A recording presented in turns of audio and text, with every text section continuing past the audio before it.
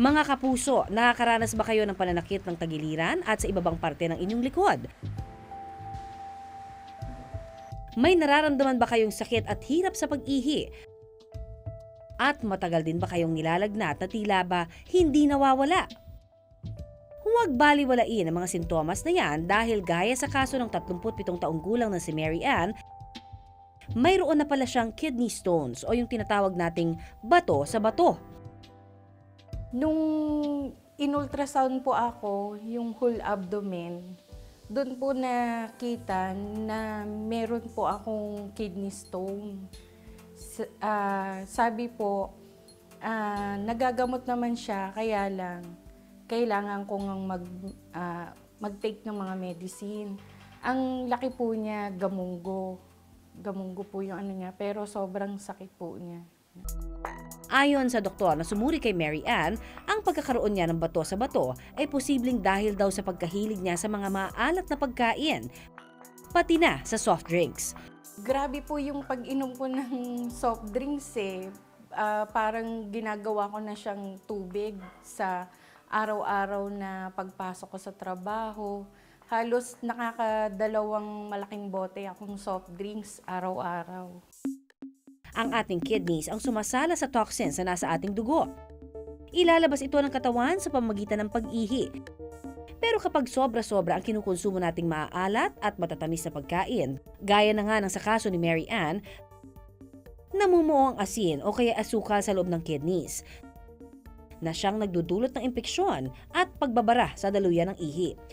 Ang karamihan ng kidney stone, mga 70% would be coming from what we call calcium stones, yung para siyang buhangin, no? And some are caused by uric acid stone, which probably cause about 15%, and a few are by genetic, no? Also, some of the kidney stones are caused by infection. Delikado kapag hindi agad naalis ang kidney stones.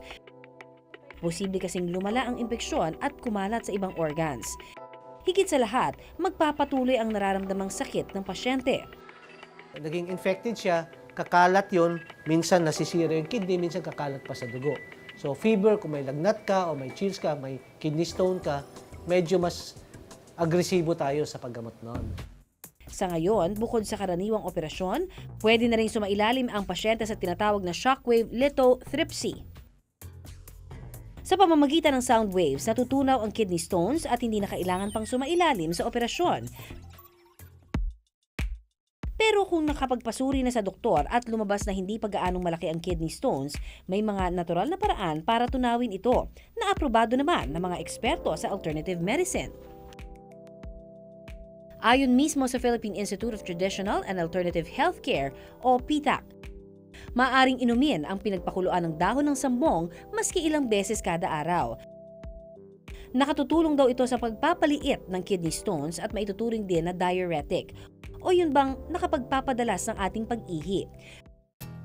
Bukod sa dahon ng sambong, epektibo rin daw ito sa pagpapaliit ng kidney stones, yung tinatawag naman na sampal-sampalukan. Ang itsura nito may pagkakatulad sa dahon ng sampalok pero hindi namumunga.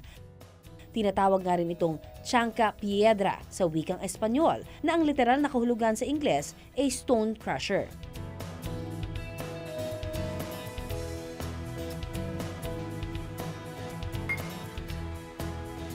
Iinumin lang din ang pinagpakuluan ng sampal-sampalukan maski ilang beses kada araw.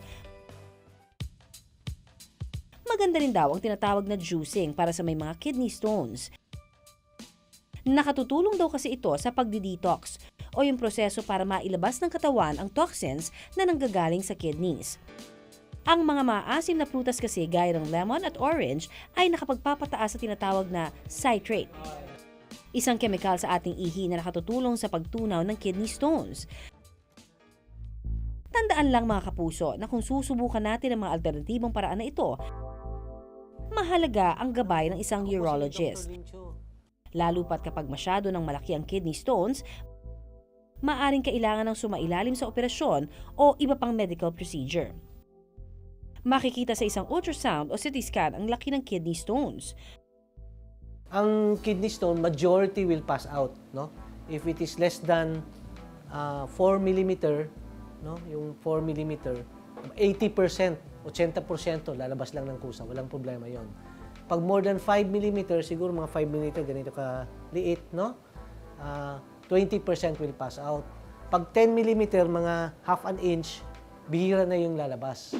Mula sa makabagong mga paraan hanggang sa mga simple at alternatibong solusyon, marami tayong pwedeng gawin para masolusyonan ang kidney stones. Maski nga ang pag-inom ng maraming tubig. Pati na ang pagkain ng mga masusustansya, malaki ang maitutulong. Tandaan mga kapuso na ang bato sa bato, hindi yan pinararami, kundi inaagapan.